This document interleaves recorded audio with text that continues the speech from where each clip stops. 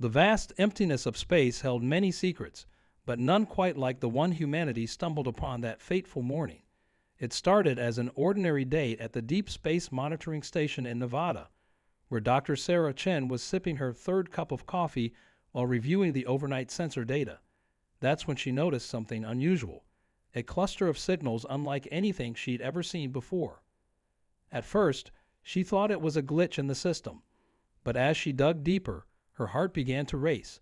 The signals were clearly artificial, and they were coming from just beyond Mars' orbit. What made it even more intriguing was that these weren't the usual random emissions from distant stars or cosmic phenomena. They formed a clear pattern, a pattern that could only mean one thing: a distress call. Within hours, the station was buzzing with activity.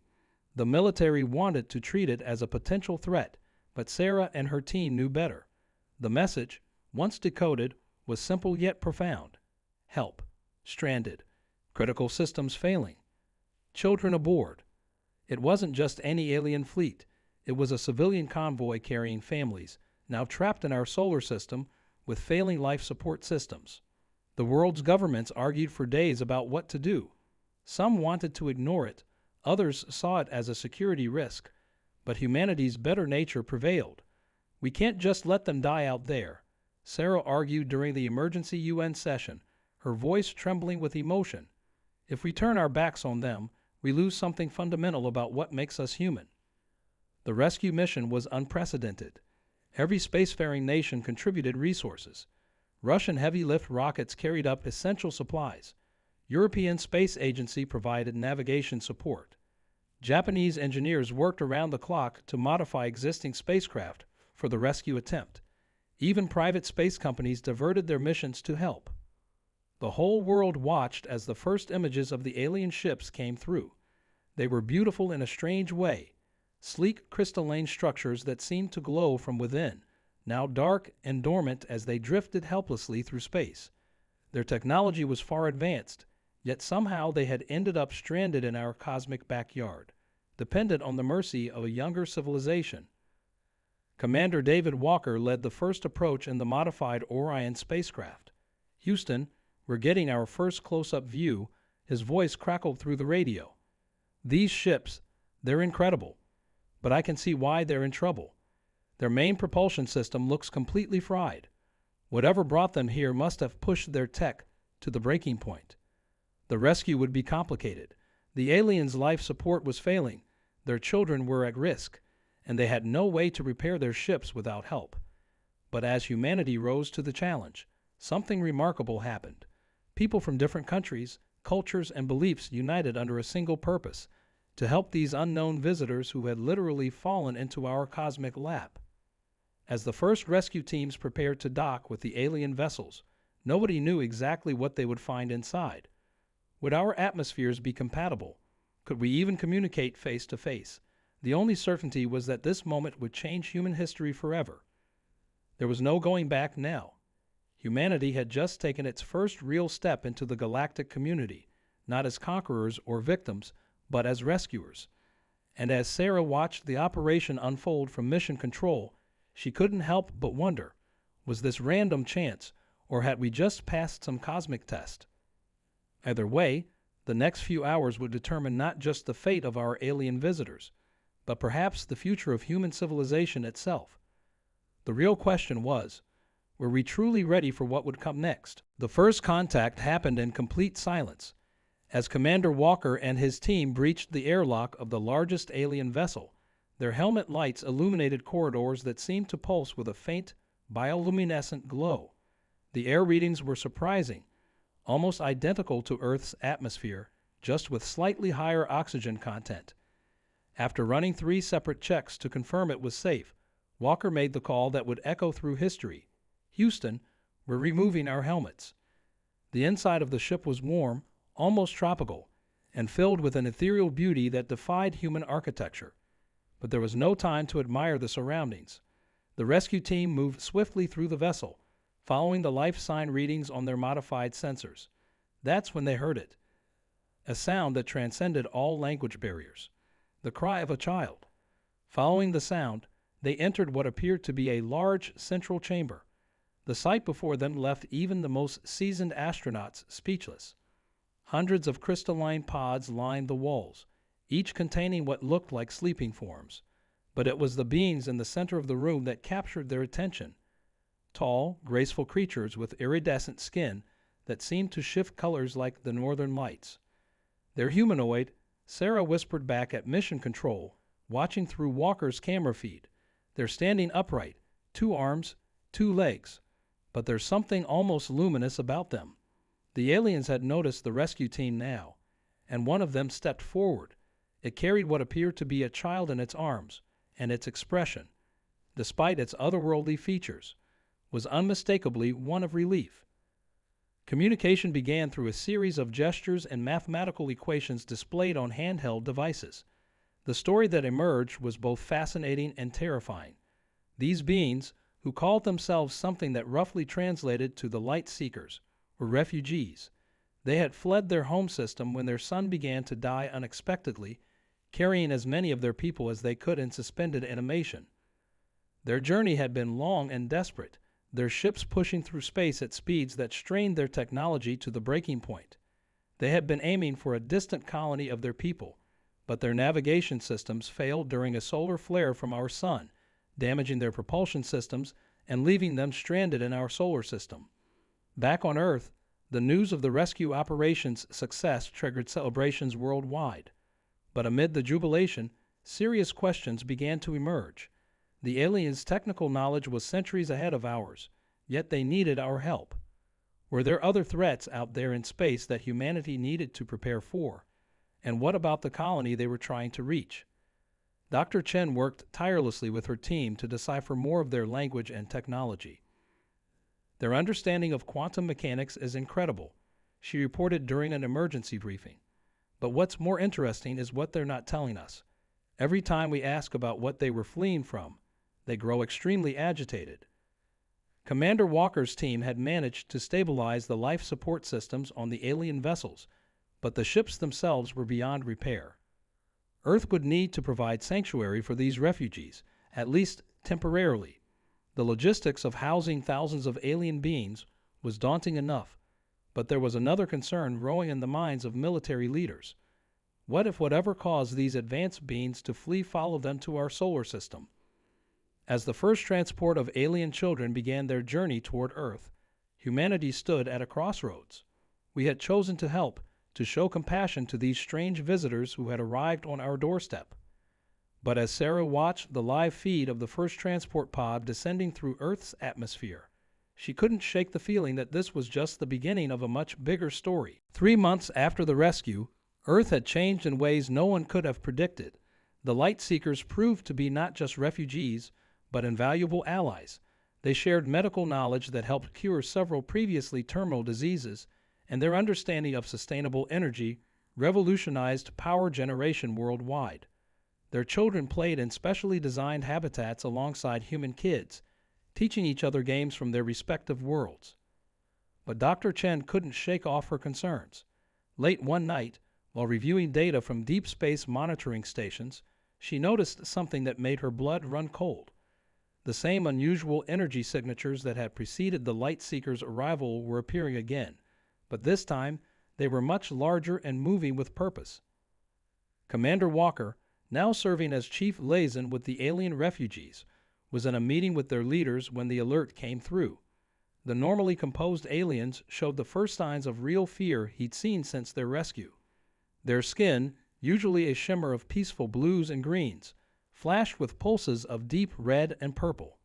"It's the Void Fleet," their chief elder explained, finally breaking their silence about what had pursued them. "They don't seek resources or territories like your human wars. They harvest civilizations, their knowledge, their consciousness, their very essence. They destroyed our sun not by accident, but as a way to force our evacuation. We were being herded like what your people call cattle." The news sent shockwaves through Earth's governments. Humanity had just begun to feel proud of its technological achievements, helped by the Light Seekers' knowledge, but this new threat was beyond anything we had prepared for. Early calculations showed we had less than 2 weeks before the Void Fleet would reach our solar system. Military leaders pushed for using nuclear weapons in space, while others suggested trying to hide the light seekers somewhere on Earth. But Sarah had been working on a different solution, one that combined human ingenuity with alien technology. "We didn't just save them," she argued during an emergency UN session. "They saved us too, with their knowledge. Now it's time to prove that together, we're stronger than apart." The plan was audacious. Using the light seekers' quantum technology and Earth's massive industrial capacity, they began converting the entire asteroid belt into a massive detection grid. Every space agency worked around the clock, launching hundreds of modified satellites. But would it be enough? The Void Fleet had destroyed entire civilizations more advanced than Earth's. Commander Walker led the defense preparations, training human pilots to work alongside light seeker navigators in hybrid spacecraft. "We're not running," he announced to the combined fleet. "Earth is humanity's home, and now it's their home too. We stand together, or we fall together."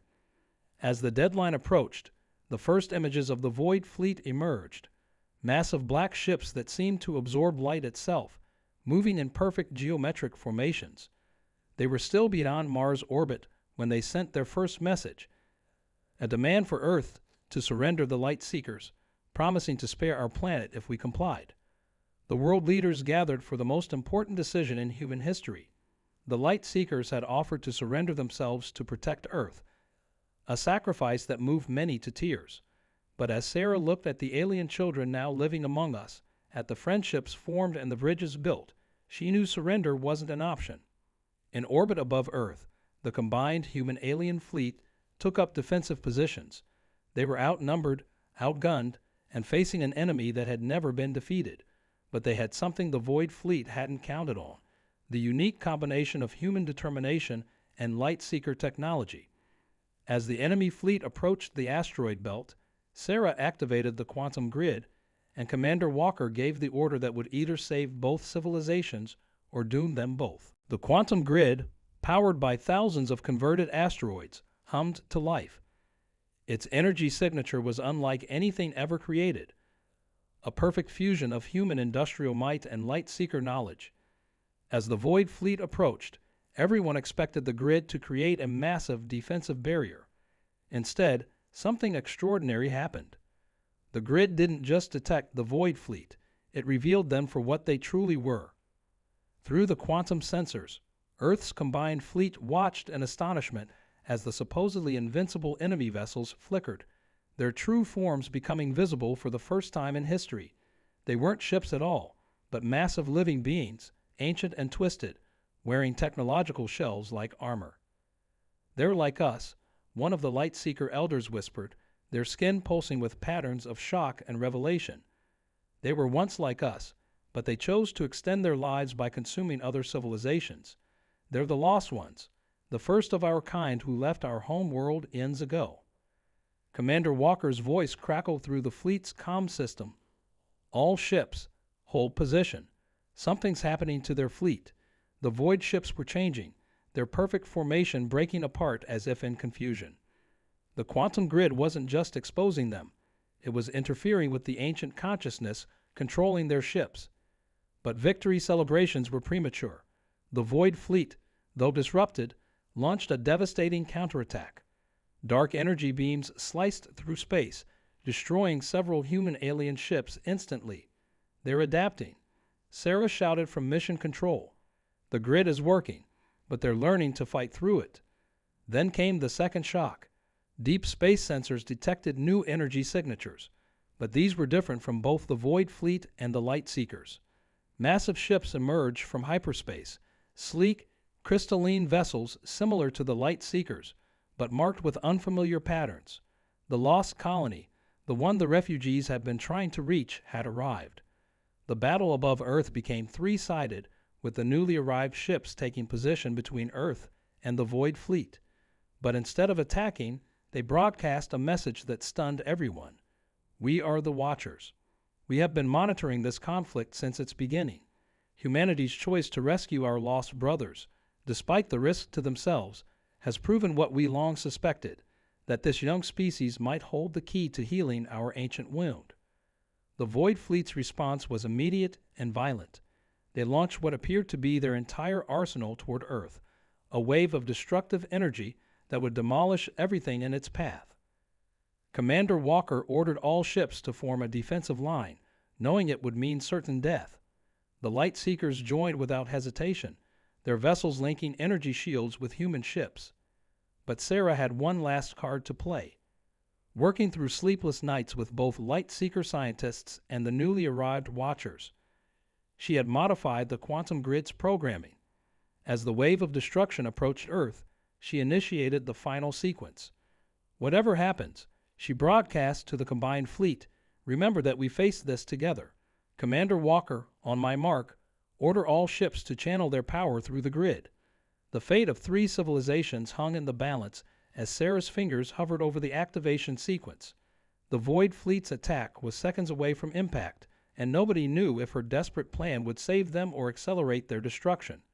In that moment, humanity's decision to show compassion to strange visitors months ago would either prove to be their salvation or their final act in the cosmos. Now, Sarah's command cut through the tension, and Commander Walker gave the order.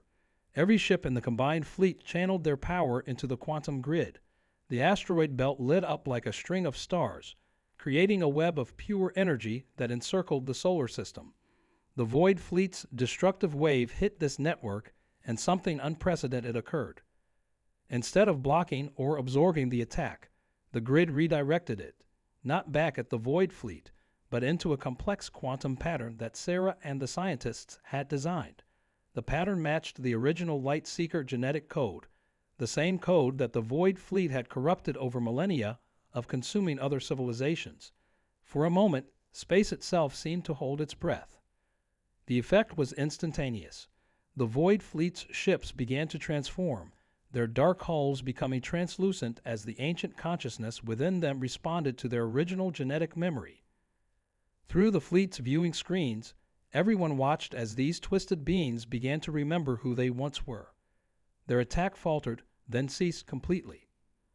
But the grid was overloading. The power surge is too much, Walker reported as his ship's systems began to fail. We can't maintain the connection. That's when the Watchers revealed their true purpose. Their massive ships moved into precise positions around the grid, their advanced technology stabilizing the quantum field. They weren't just observers. They were the guardians of their species' original history, waiting for the right moment to attempt healing their corrupted brothers. The transformation of the Void Fleet continued, but not all of them accepted the change. A faction of their ships, led by the most ancient and corrupted beings, broke away and attempted one final, desperate attack. Their weapons were aimed not at Earth or the fleet, but at the sun itself. They're trying to repeat what they did to our home world, the Light Seeker Elder cried out. In that crucial moment, humanity proved its worth again. The combined human-alien fleet moved as one, without orders or hesitation. They formed a barrier between the rogue ships and the sun, their shields linking together in a desperate last stand. Commander Walker's voice was steady as he broadcast. Earth protected you when you needed help. Now we protect Earth together. The rogue ships never reached their target. The transformed majority of the Void Fleet, now awakened to their true nature, joined the defense. For the first time in thousands of years, all 3 branches of this ancient species fought together. The battle was brief but intense, ending with the rogue ship's defeat. As the quantum grid powered down, Sarah received an unexpected reading from her instruments. The grid hadn't just transformed the Void Fleet, it had recorded their vast repository of knowledge, the accumulated wisdom of every civilization they had consumed. It's not just tactical data, she explained to the astonished leaders. It's their cultures, their arts, their histories. Everything that was lost might be recoverable. The Light Seekers and their transformed brothers began the long process of reunion, guided by the Watchers' ancient wisdom. But they didn't leave Earth's solar system. Instead, they proposed something unprecedented, a permanent alliance with humanity. Your species showed us something we had forgotten, the former Void Fleet leader announced, their ship now shining with the same crystalline beauty as their brethren. Compassion is not weakness. It is the key to evolution itself. As the sun rose over Mission Control the next morning, Sarah watched Earth's first interstellar embassy being constructed in orbit. Commander Walker's voice came through her communicator. Not bad for a species that was using vacuum tubes a century ago, huh? She smiled, but her attention was drawn to a curious signal her instruments had just detected. A new pattern, coming from deep space, different from anything they'd seen before.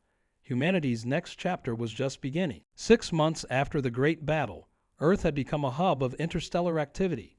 The quantum grid, now expanded and refined, served as the foundation for humanity's first faster-than-light communication network. Every day, more of the preserved knowledge from ancient civilizations was decoded, offering insights into sciences, arts, and philosophies that had been lost to time. Commander Walker stood at the window of the new International Space Academy, watching as human students trained alongside young light seekers and their transformed kin. The former Void Fleet members, now calling themselves the Restored, proved to be invaluable teachers. Their experience spanning thousands of years and countless civilizations gave them a unique perspective on the universe's mysteries.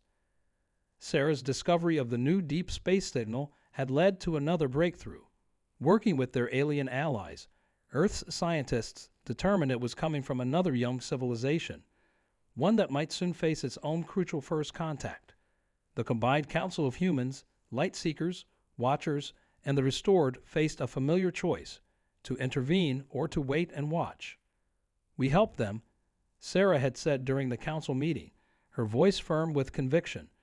"We show them the same compassion that changed everything for us." The decision was unanimous. Earth's first interstellar rescue mission was already being prepared, with crews composed of all 4 allied species. Commander Walker had volunteered to lead it. The light seekers' children were thriving on Earth, their natural bioluminescence adding new beauty to human cities at night. They taught humans about the quantum nature of consciousness, while human children taught them about music, art, and the unique joy of playing in the rain. The Restored, healing from their ancient trauma, found purpose in protecting and nurturing these blended communities. But perhaps the most profound change was in humanity itself. The knowledge that we weren't alone in the universe, that we had not only survived first contact, but helped heal an ancient species-wide wound, gave people a new sense of purpose. National borders began to mean less as humanity increasingly saw itself as one species among many in a vast, connected cosmos.